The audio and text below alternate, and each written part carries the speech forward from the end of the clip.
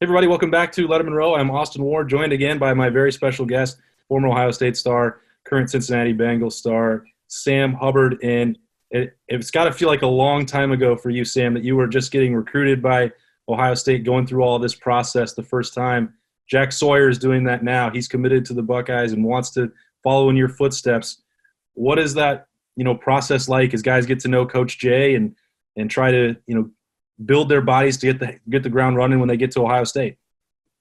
Yeah, I watched some of his films. He's an incredible athlete, and once he gets Coach Jay working with him, there's the sky's the limit because you already see on film doing some of the things that Coach Jay preaches, and Coach Jay is going to take him as a rather raw, great athlete and refine his tools, his techniques, and really make him into high caliber, next level type player.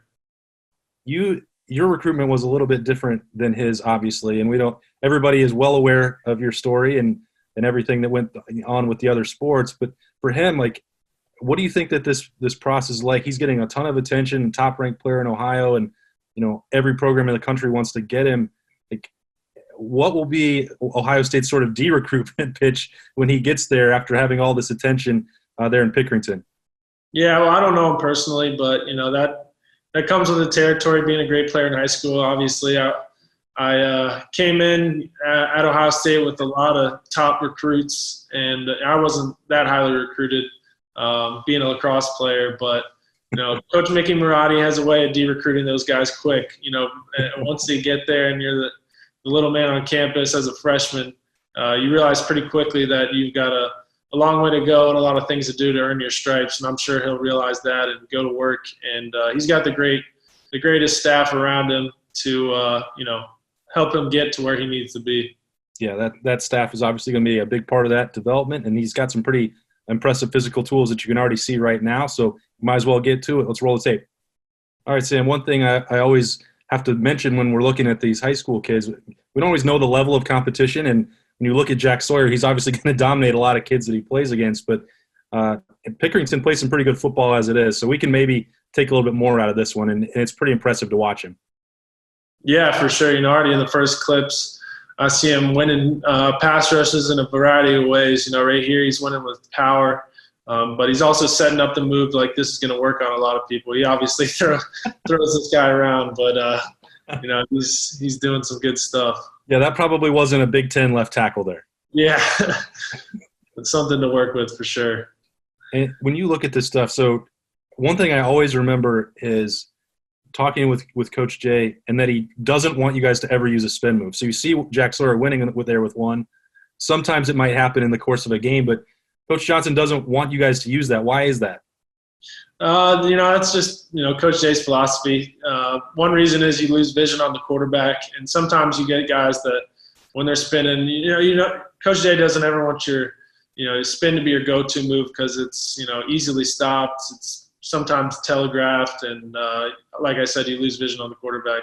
But sometimes it's a great switch up. I know Coach Jay doesn't teach it. I've kind of adapted it a little bit and used it since I got to the league, but I'm sure he'll put a stop to it on those spins quick until he masters everything else. You get a text message from Coach Jay if he catches you with a spin move at the next level? Not if it works, but that'll work. So when you look at this at Jack Sawyer then, and he's trying out different moves and finding what works for him, he's obviously not getting the same instruction that he's going to get from one of the best to ever do it. What do you see will be, as you've watched this and broken down, what will be the next step for him before he gets to Ohio State, and then when he gets there to try and become someone who can play for the Rushmen? I think it's just going to be continually working, on his physical tools, developing his body. There's a lot that goes into, stopping the run and, being a dominant player at the college level versus high school. So it starts in the weight room with Coach Mick, but once Coach Jay gets him, he's going to raise his football IQ, allowing him to, see formations, see tackles, what he gives them, and just cleaning up footwork, hands. It's just going to be, rather than, raw physical domination, although he does show a lot of technique here, I think it's just going to be a total refinement and, doing what Coach Jay does.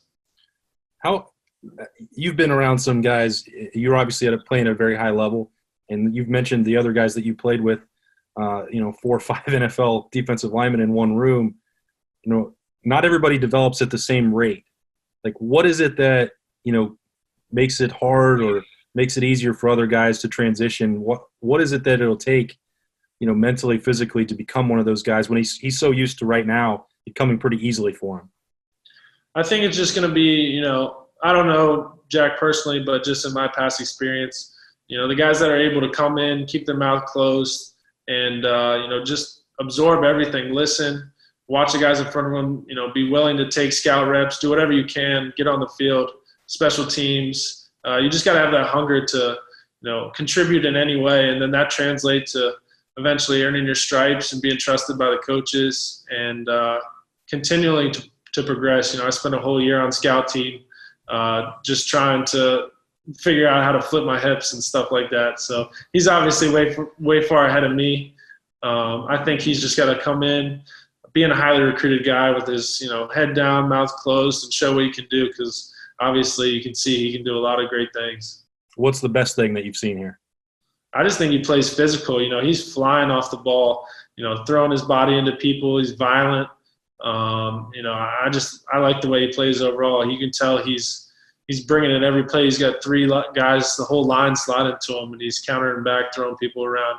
I think if he just brings that 100-mile-an-hour mindset into the D-line room, Coach Jay is going to channel that energy into being a great pass rusher and run stopper. All right, the Sam Hubbard seal of approval is good enough for me on Jack Sawyer and a lot of other people. Appreciate, as always, getting Sam in here to help us at Lettermen Row for a BuckIQ. Sam, stay safe there, and thanks again for joining us. Yeah, thanks for having me. All right, we'll see you next time at Lettermen Row. I'm Austin Ward. Bye-bye. Thanks for watching. Subscribe below to get the latest videos from Lettermen Row. We got Lettermen Live, we've got the practice report, we got rapid reaction. Hey, and we got BuckIQ with Zach Bourne. For sure. We got recruiting breakdowns with Berm. We got whatever you need. Ohio State football and Ohio State athletics, we've got you covered here at Lettermen Row.